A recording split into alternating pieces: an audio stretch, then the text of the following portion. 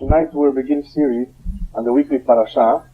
I called it Impression Weekly Parasha, or Insights, important lessons that we can learn from Parasha of the week. Before I begin, I want to share with you something that I bought in Eretz Israel, which I think clearly demonstrates what happened in Matan Torah, in Har Sinai.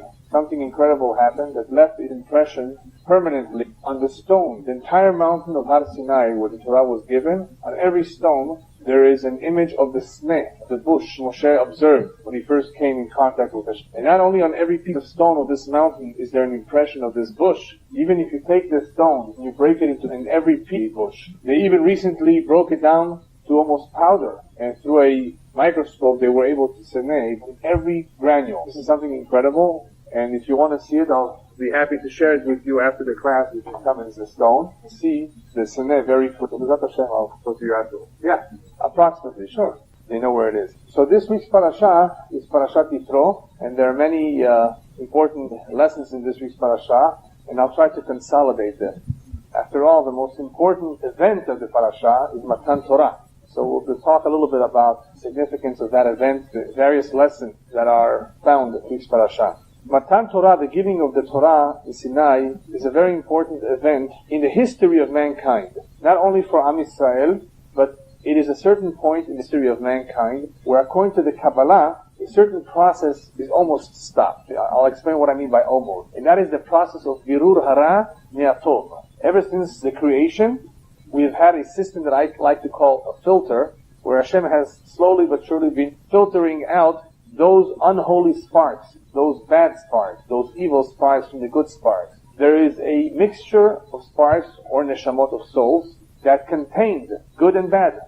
And this is a whole lecture in itself. What does that mean? How did it happen? We somewhat covered it in the series of the Kabbalah, that up until a certain time, the souls were mixed. To give you a few quick examples, Yitzchak, Rivka. They're both tzaddikim, they're both good people, they're both good souls, but one of their children is Esav. The other one is Yaakov, but still the other one is Esav. Abraham has a Yitzchak and he has a Yishmael. Well, Yishmael happens to be from another woman, which has something to do with it. Nevertheless, up until the time of Matan Torah, you could have all kinds of souls, a family, because there's a mixture of Ra and Tov, which only has been filtering out slowly, generation by generation, and that is why the Torah was not given earlier. The Torah cannot be given to a people who have a mixture of good and bad in their souls. This is a Torah that is meant to be kept, an eternal Torah. Hashem has to guarantee that it will succeed, and those neshamot that have too much of a mixture of bad in them will not be able to practice it, to fulfill what it says, as we will see later on. So at this point of Matan Torah, Hashem has already began filtering the Ra from the Tov, and once we get to Yaakov's 12 children are completely good. They're all good. There's no more pisolet. There's still a little bit of birur, a little bit of filtering, a little bit of cleansing that still needs to be done, and that happens as I will explain. But after they leave Egypt, they're finally ready. Hashem says, I'm ready to form the Jewish nation, something that did not exist up until now. Abraham, Yitzchak, and Yaakov were not really Jewish. Even though they practiced certain mitzvot, even though they are our forefathers, that is where everything began. Am Yisrael forms in Egypt and really takes form and shape in Matan Torah, and eventually when they enter Eretz Israel. It is at this point that this nation is ready to receive the Torah. Why this nation? Because this nation contains the rikuz of the Tov. The greatest concentration of good is found in this people, and Hashem intended it to be that way. He needs at least one people, one nation, that will have the highest concentration to be able to Torah. So their filtering is almost complete. It will be completed when Mashiach will come, when the Ra will completely disappear. It will only be good. But at this point, that is where the highest concentration is to be found in the Jewish people. So the Jewish people are ready to receive the Torah.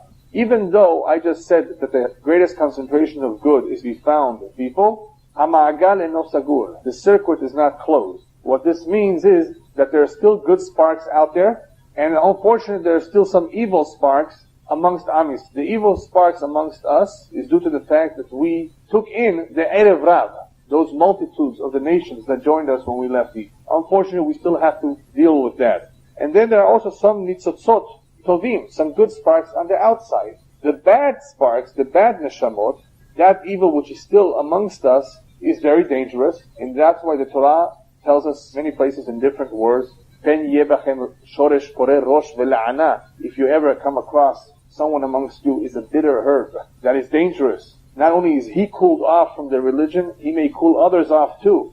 Be careful with that. Take whatever measures you need to remove that from amongst. Don't let that spread.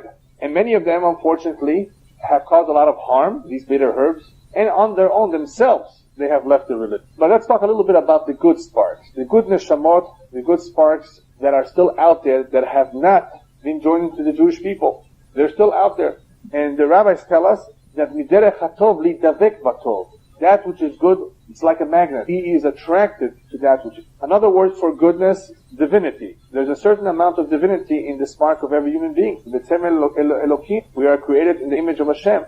We have a neshama. Even though there are different levels of neshamot, we all have some divinity. It just happens to be, and the Kabbalah discusses it at length, that some neshamot have more divinity, and therefore they are more naturally attracted to that which is divine. So the few sparks that are still left out there, that were left out there, contain in them a certain amount of divinity, and that is why they are attracted to divinity. Now, this week's parasha begins with Yitro, joining the Jewish nation. There is a discussion whether the Yitro came before Matan Torah or after Matan Torah. That's a discussion that the rabbis get involved with. It's unimportant now. The fact is that Yitro was an outsider. He is an example of an individual that had many good sparks in him. He is an example of what I'm trying to point out here, that the ma'agal no sagur, the circuit is not closed. Even though the nation is being formed with a concentration of divine sparks, we allow others. This is not a completely private club.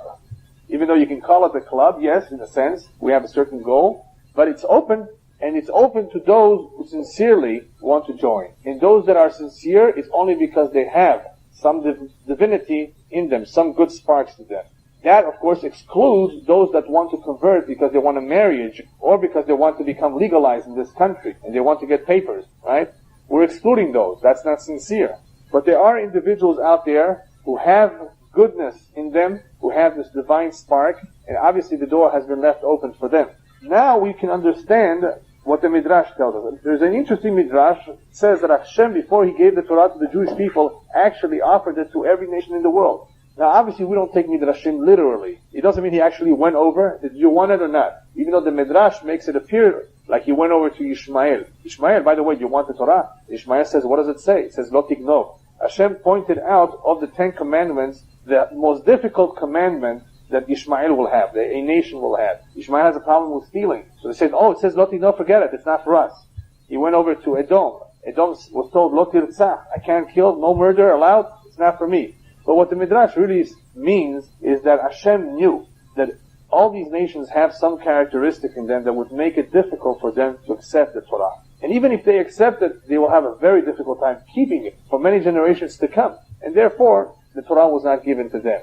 Torah is given to the greatest concentration of good, which has the best chances. Am Yisrael happens to be a stubborn nation. Well, stubbornness is good. Because we were stubborn, we resisted. We did not give in so easily. So Hashem obviously knows who to give the Torah to. However, even though we were the ones to accept the Torah and the other nations were not capable, the Gaon of Vilna says a very interesting pshat. And this pshat was told to us also by the famous convert called Potocki during the time of the Gaon of Vilna. When he was asked, how could you let go all the wealth, position that was awaiting you? You was from a very prominent family. You would eventually become probably the Pope or some important bishop. How could you resist all the pressures? How could you have the courage to let go of all of this? Where did it come from? Why did you think of that? And this is what he said, based on, I think, what the Gaon of Vilna. When Hashem offered the Torah to all the nations and they refused, you think they all refused? The majority refused. In every single nation, there were some individuals who would have accepted it. But we go after the majority. The majority of Edom did not want it. The majority of Ishmael did not want it, and so forth. So what about the minority? There were a few good souls that would have received, would have accepted the Torah. Hashem takes those few who megalgelotam. He eventually brings them down, reincarnated, and they are the ones shebaim tachat kanfei shechinah. They are the ones that convert and join the. They are the ones, the souls, who had a greater amount of divinity, of good sparks in them. Hashem does not leave them out. And eventually somehow brings. That is one peshat to explain convert. But there's other peshatim, there are other explanations of why somebody joins it. The common denominator is still the same. They all have a certain amount of divinity. As I've explained, we spoke about why a Jew cannot marry a non-Jew. There are individuals out there that simply have much more divinity to them, and they are attracted, simply attracted Judaism and they are sincere, the doors are not closed, and that is why they join.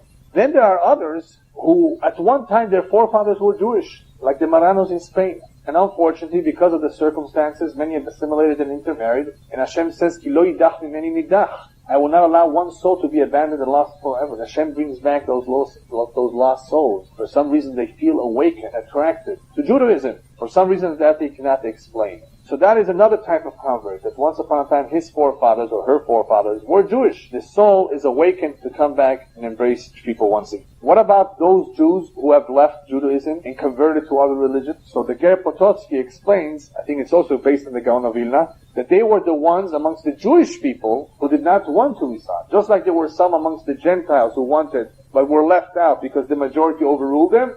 Amongst Am Yisrael, there were some individuals, especially the Arab, who were not excited. 613 commandments. But what can they do? The majority said, Na'aseh v'nishma. We will do it. We will follow. And they went along. But they on their own did not want to. They eventually are the ones who abandoned. Shememirim et datam. Who converted to other religions. Possibly, this is just an explanation that was given by the convert and by others to explain this phenomena, how others join and how others do. And it's possible because of this fact that depending on how much Tov and how much Ra they have in their neshama. Am Yisrael is ready to receive the Torah, but something else had to happen right before Matan Torah that will further prepare them. Not only the filtering of the neshamot, but also something called Galut Mitzrayim. When you read about the bondage in Egypt, you think about perhaps that the brothers of Yosef had to atone for. Okay, that's true too, but that's not the only reason. Hashem had already said that this will take place. This needs to happen. They will be in bondage in Israel for a certain amount of years. And there must be some benefits from bondage, from slavery. One of the benefits of Galut Mitzrayim was to prepare them for Matan Torah. In what way? In Mitzrayim, Am Yisrael consolidated. They became very close to it. Whenever you're in a foreign land, you're looked down, you're not treated equally. That is the best recipe for becoming close to your own brothers and sisters. Because they hate your guts. Well, I might as well stick with my brothers. If everybody is treated equally, and that opens up the doors to intermarriage and assimilation. Am Yisrael is becoming more and more united and becoming closer. And the bondage is also humbling because they are serving Paro, which will help them serve Hashem. So Galut Mitzrayim is helping them psychologically, mentally, emotionally for Kabbalat Torah. And on top of that, towards the end of Galut Mitzrayim, come along the Makot. All the plagues that the Egyptians, not only as retribution for what they did, but also to impress upon Am Yisrael, leman tesaper, so that you should be able to retell the story to your children and to your children's children. Et asher talalti v'Mitzrayim.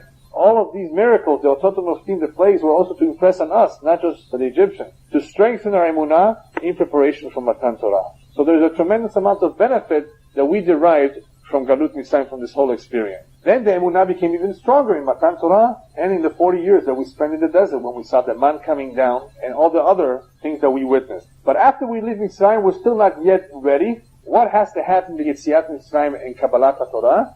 50 days have to go by. Exactly 50 days. Why 50? Because unfortunately, Am Yisrael, even though we derived some benefits from Galut Mitzrayim, became very close to each other. Unfortunately, being with the Egyptians, something sticks to you. Like you're going to a perfume shop, even though you don't buy the perfume, you come out smelling. Hopefully you're smelling good. They came out of Mitzrayim attached to Tumah, the Tumah of the Avodah Zarah, of the idols of Egypt. They came down to the 49th level of Tumah. They were very, very low. So even though they were together, they believed in Hashem, they had all this Tumah there. And according to the Kabbalah, every single day that they were on their way to Matan Torah and Har Sinai was to remove one level of Tumah. All the 49 levels had to be removed. They had to grow in Kedusha.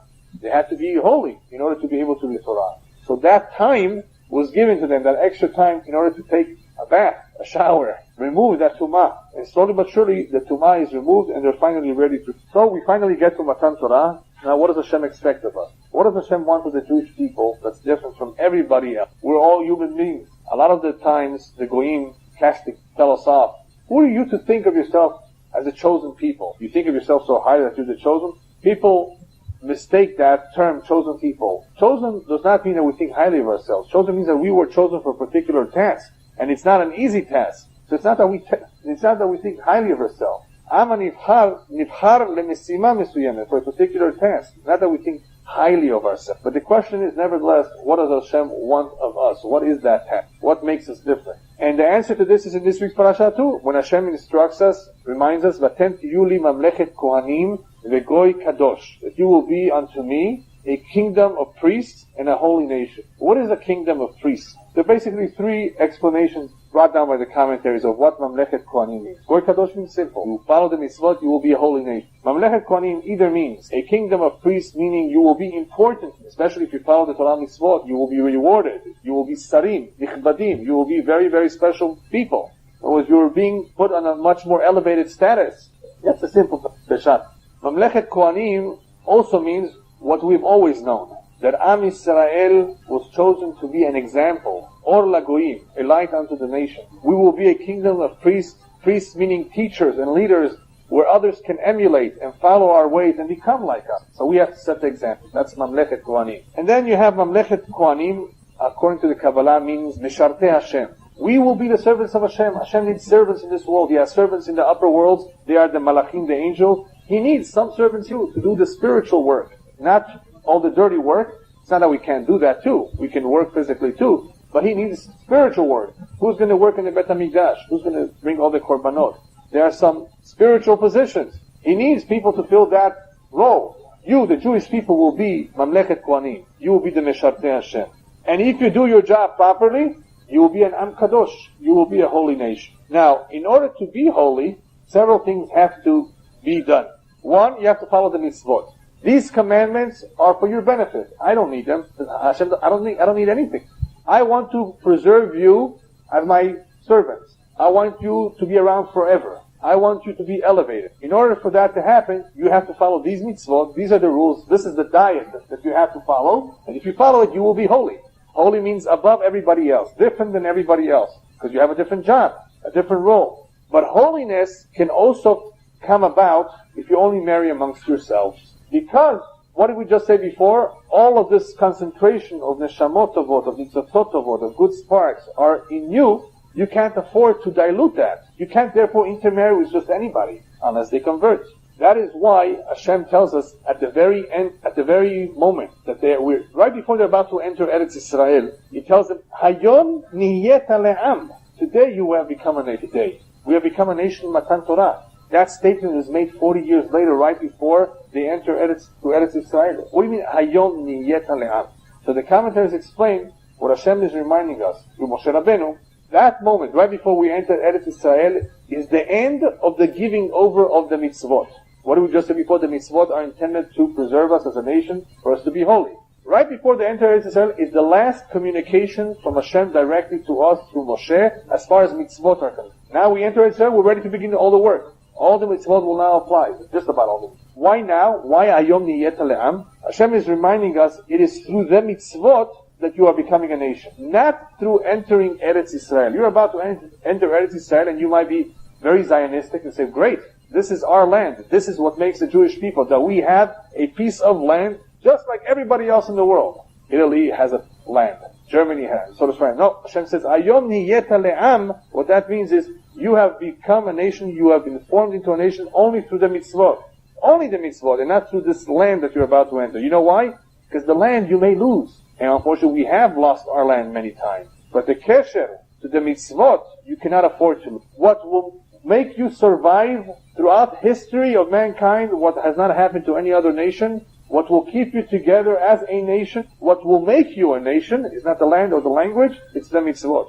Hayom niyeta le'am. Therefore, right now, at the end of the receiving of the mitzvot, remember this. This is what's making you into a nation. This is what will preserve you as a nation. This is the secret of the nitzchiyut, of the eternity of the Jewish nation. The mitzvot, not the land. Land without mitzvot is worthless. It's the mitzvot, it's the Torah that has kept us together forever. That is why the rabbis tell us, B'chol yom yu be'einecha kachadashim. The Torah should be in your eyes every single day, should be new to you, or as though you received it today. How could one say that he received the Torah today? What's the meaning behind these words? As though I received it today, I received it many, many years ago.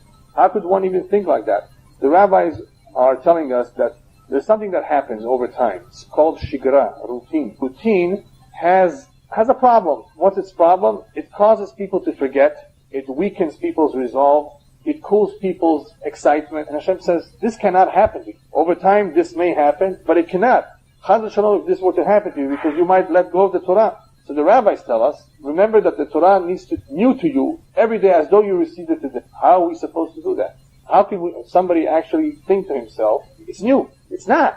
How could you force yourself to think that way? So the idea behind this is as follows. Even though we are in a routine ourselves every single day, the rabbis remind us that we should, for a moment, think as though we were in the place of our forefathers. Now, what happened when our forefathers witnessed Matan Torah? It was an incredible event. They had no doubt.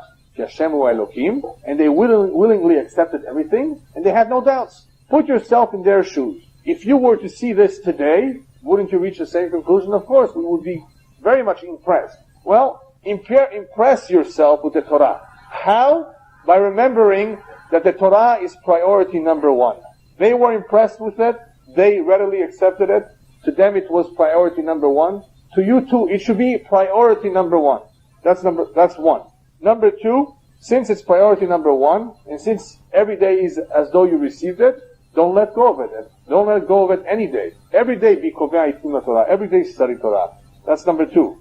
And number three, be as committed to it as your forefathers. Don't say, oh, this is something from the past, like many people like to say. This doesn't apply today. This is primitive. Yes, once upon a time there was a need to do this and to do that because they were not clean. Today everything is so clean. We don't need the kosher laws, chas v'shalom. No, every single day, assume, make believe that you received it today. It still applies today. It's priority number one. Don't let go of it. That's the idea behind it. Because the Torah is so important, because the mitzvot have to be kept forever, if we were chas v'shalom to assimilate to the ways of the goyim or intermarry with them, all of this would stop automatically. If a person gets into a routine, it doesn't mean that he's completely going to forget about that. He's just going to lose the excitement, but you can bring back the excitement. People are excited from time to time. That is the idea of the holiday. During the holidays, bring out the vodka, bring out the good food, because that will stimulate you to remember something that happened thousands of years ago. So even if somebody gets into a routine, it's still possible to get him back, even though it's dangerous. Unless he considers this priority number one, hopefully he will always know that this is important. But what happens when somebody is... We spoke about neshamot, nitzotzot.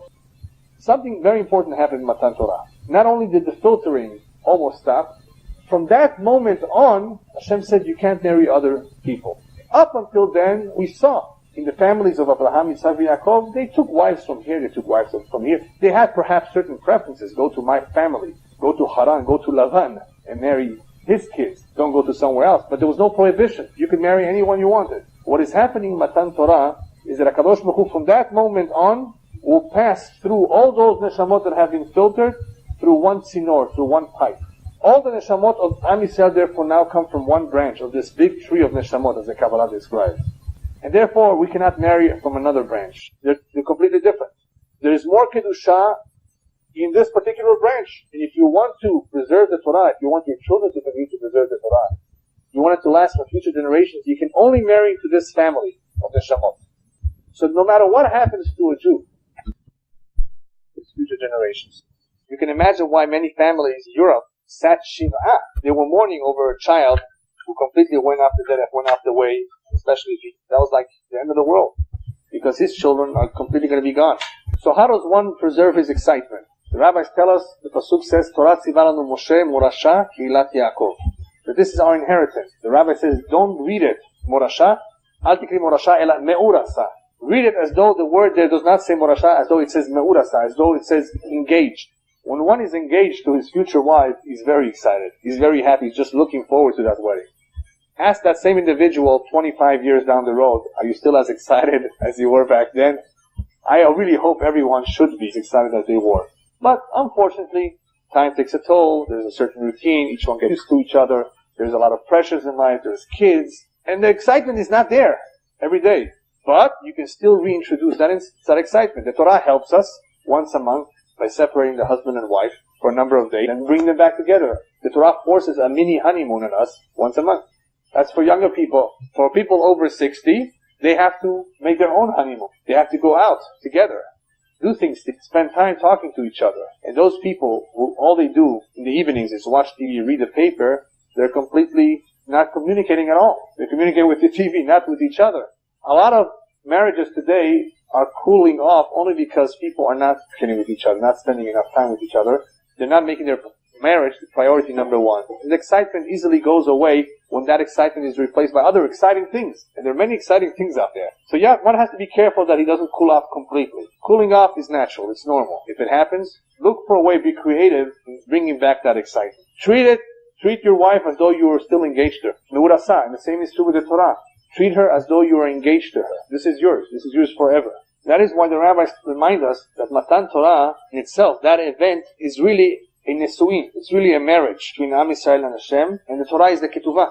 The whole event of Matan Torah is treated as a marriage. How do you preserve a marriage? There are several important ingredients. Amongst them we have trust, ne'emanut, ahava, love, affection, and mesirut, devotion. There are more, but these are some of the basic ingredients. That's in a real marriage. In Torah, Hashem reminds us that the mitzvot, if you follow the mitzvot, that is what will demonstrate that you love me, that you are devoted, that I can trust you. Why is this so important? This is a very important point, emphasize it, because many people claim it's good enough to be a Jew at heart. I have a Jewish heart.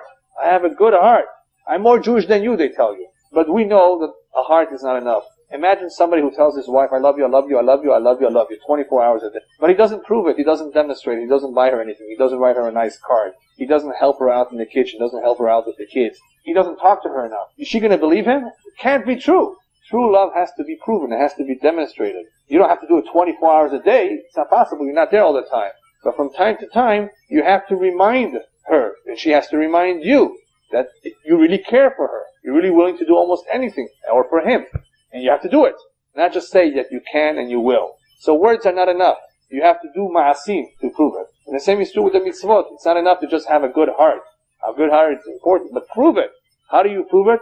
By showing devotion. And the ultimate test that proves that a Jew is devoted and cares and loves the Torah, loves Hashem, is mesirut nefesh al kiddush Hashem.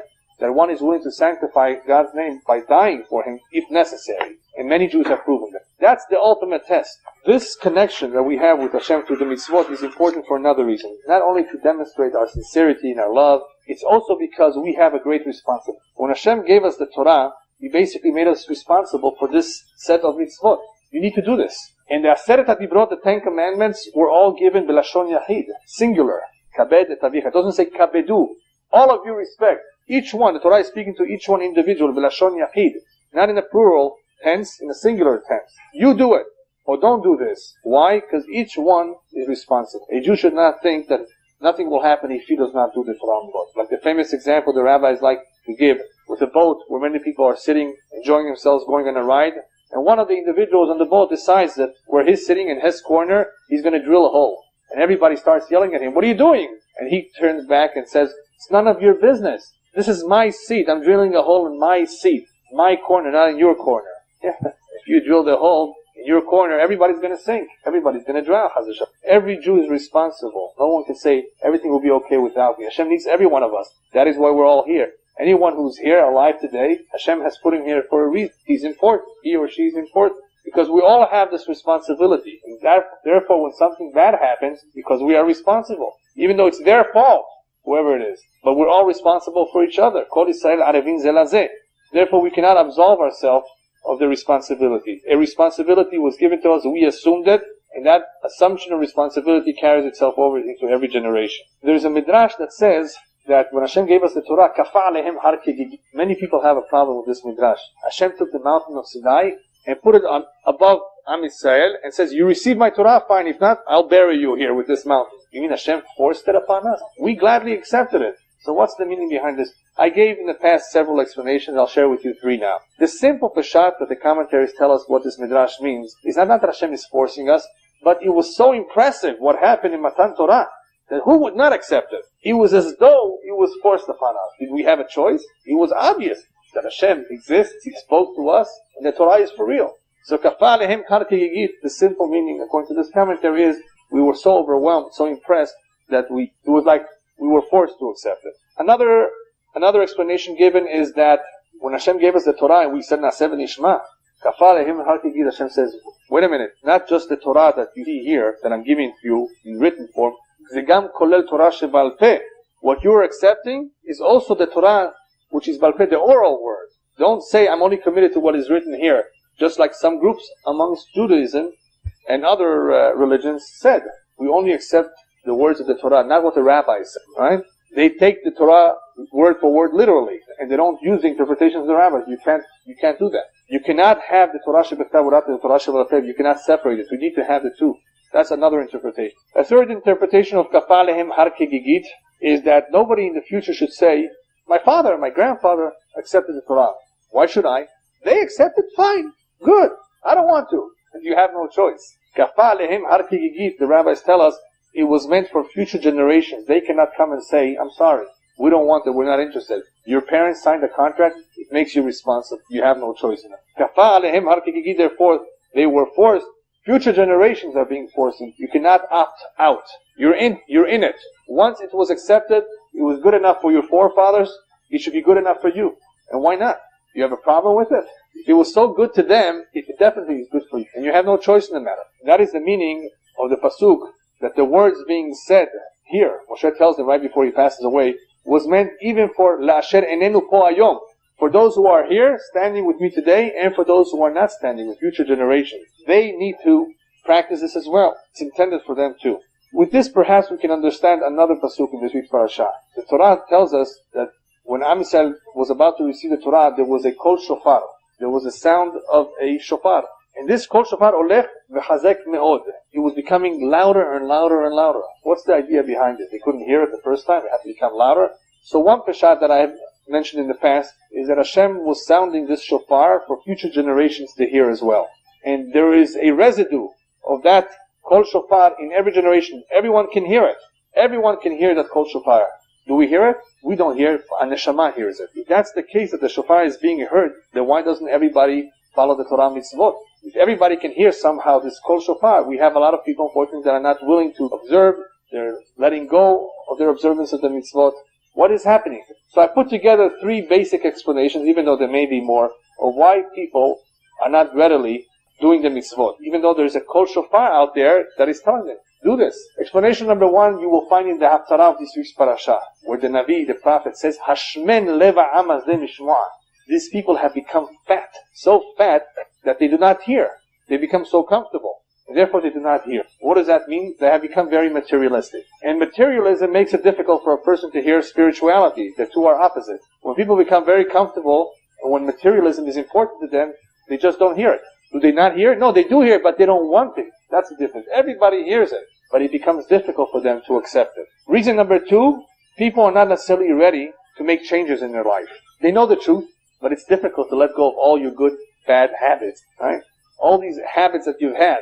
How are you going to let go of them? How are you going to change your lifestyle? All these old habits are difficult to give up, and therefore people say, you know what, I'd rather stay the way I am, even though I know this is not right. Number three, people have a problem with who they admire and what's important in their life. Some people admire the wrong people, admire the wrong things, give importance to the wrong thing. And as a result of that, it's impossible for them to give their attention and their admiration to the Torah and to the mitzvot. You cannot split your love so easily. If you are focused on something, then you can love it, you can like it. If you love something else, it's going to be very difficult for you to love something else. In other words, let's say you have 4 or 5 children, and you love them all, right? Hopefully, a father, a mother loves their children. That love, if it's true, it's deep, cannot be split. You cannot go ahead and give that to someone else out there in the exact same way, because that will take away from this. Hopefully, one will love everybody, will show love to everybody, respect everybody, but true love can only be focused on one object at a time. That is why Hashem tells us, focus your love only on Hashem. Because if you do not, and you split your love, well, I love golf also, and I love this too, you're going to have a hard time of focusing your love only in it. Love requires focus, true love. What's the cure to all these three? For those people who are very materialistic, at the end of the parasha, you will see that the Torah tells us not to make gods of silver or of gold. What should we do? Zbech Adama. So there's an interesting book called Sefer Magid Mesharim. It is a book that the Bet Yosef of Yosef Karo wrote, dictated to him by a malach, a Magid, that he was fortunate to have, that would instruct him what to do and would teach him. So many of the thoughts in that Sefer, or maybe all, are from the Magid. The Magid tells him what's the pirush. Elohei Zahav, Elohei Chesed, Mizbech Adama, an altar from earth, idols of silver and gold. Idols of silver and gold have to do with that which we are attracted to, all that which is material, whether we think of it as useful or whether we simply like it. Silver and gold. The Magid tells the Bet Yosef, Mizbeach Adama, you only need to have Mashehiyuni lecha, what is really necessary for your survival. All the silver and gold is extra. If one adapts this mentality, this philosophy, I only will buy for myself what I really need, what's necessary for my survival. Hopefully that will help him with materialism. Because what is materialism? It's extras, it's motarot. You don't need to have it. It's a god of silver and gold. And it detracts, it takes away from your love for Hashem. It competes for love. And you cannot have competition in love. You cannot split yourself equally. Be therefore Mizbeach Adanavi, an altar made from dirt. Just what your bare necessities, what you need. What about those who have a problem changing their ways? En lahem nechonut, to change their lifestyle? Well, this parasha begins with who? With Yitro. If Yitro can do it, and he was not Jewish, if he converted, even though he didn't have to, then you, who are a child of Abraham, Yitzhak, and Yaakov, a direct descendant of the Jewish people who said Nasem Yishma, you better do it. So we can learn from those who have come from far. Gerim, if they can do it, and they want to do it, you should do it. Imagine a lot of these people who are secular, what is going through their mind? What are they thinking when they hear that a Jew honestly and sincerely converted to Judaism to observe the mitzvot? He must be crazy, right? I mean, some of them may be thinking, why should he do that? Well, it's a lesson to learn.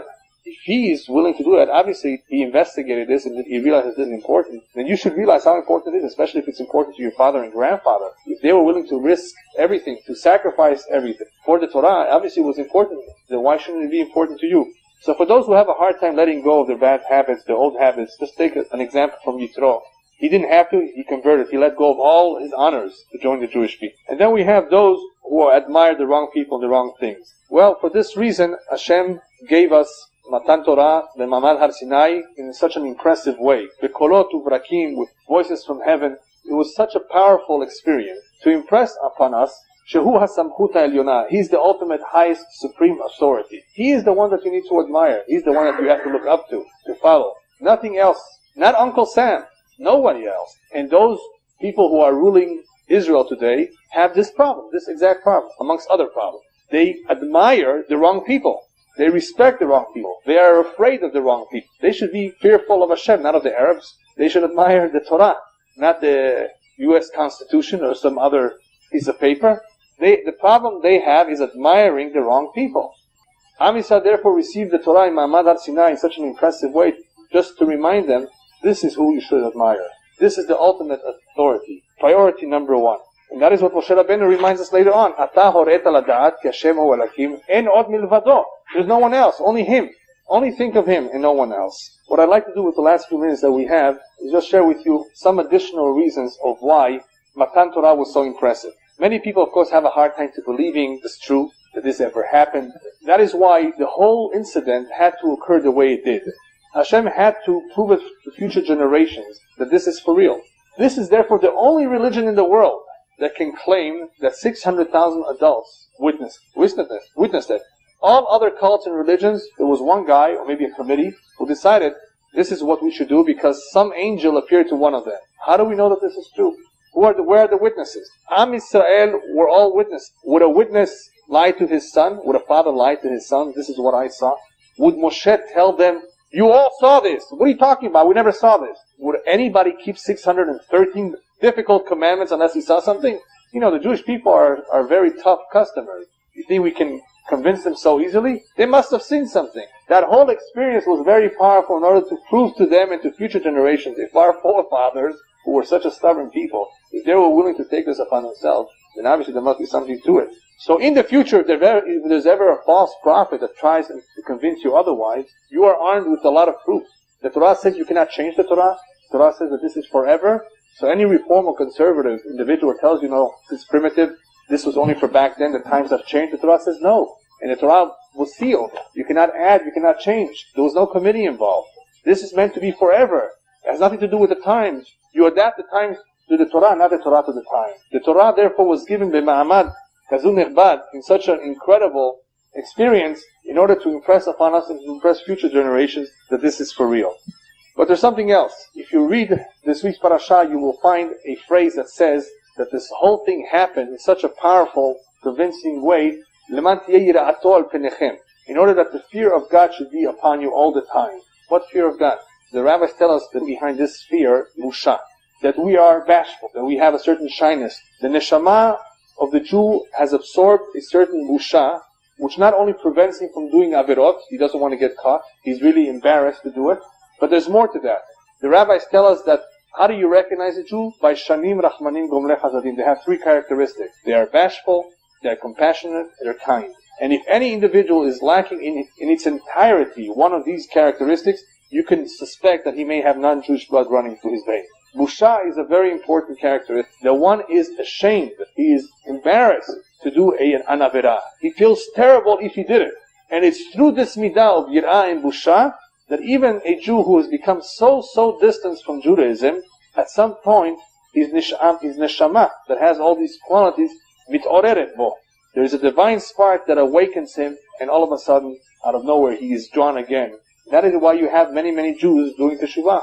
They all have that spark that has become soiled with all the tumah, with all the materialism, with all the admiration for the wrong things. But just clean him up a little bit, and you will see the diamond that will shine. Because every Jew has a divine spark in him that can shine, can come out, that can lighten up one day again. And last but not least, this most incredible phenomena that we in the 20th and 21st generation are witnessing, that so many Jews are coming back to the roots. Not only is that an indication that each one has a Jewish soul, and that spark is awakening, I'm convinced that this is the ultimate indicator that just like all of us heard the Kol HaShofar in Matan Torah in Har Sinai, very soon, B'ezrat Hashem, all of us will hear the Kol HaShofar of Eliyahu Navi. B'mehera v'yameinu amen. Anybody who wants to see the stone from Har Sinai, I have it over here. You can come and see it.